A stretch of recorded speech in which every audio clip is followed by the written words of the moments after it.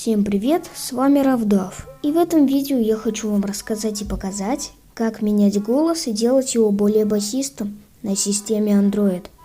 Но я не буду медлить, и мы начинаем.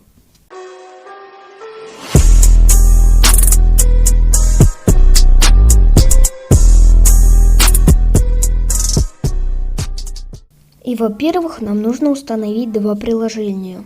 Первое приложение это HiQ Recorder, а второе приложение это Donin Audio Editor, ссылка на которых будет в описании или в комментариях под видео. Заходим в приложение HiQ Recorder. Далее выбираем место WAV и MP3 и ставим 320 битрейт.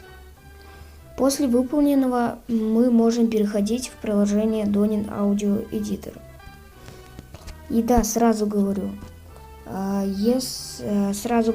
перед тем, как что-то делать в этом приложении, нужно знать, в какой папке находится аудио от видео. То есть, через какую программу записывать видео. То есть, через какую программу вы записывали видео, в той папке и будет аудио от видео. После того, как вы разобрались с аудио, нажимаем на три точечки в правом верхнем углу и нажимаем «Эффекты». Дальше выбираем басы и ВЧ. Рекомендуется ставить 6,9 басы, а ВЧ 5,0. Далее, если у вас очень плохо слышно или просто плохо слышно, нажимаем «Эффекты», спускаемся ниже, нажимаем нажимаем усиление сигнала и настраиваете это плавно, так как усилитель сигнала очень резкий. А если у вас очень сильно много шумов в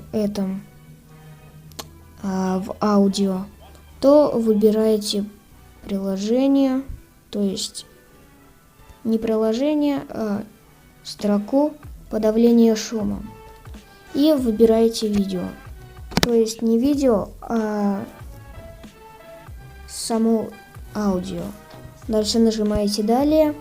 И подавление шума оставляем на 12. А если у вас слишком много шумов, то лучше сделать 48. Нажимаем «Ок». И, в принципе, готово.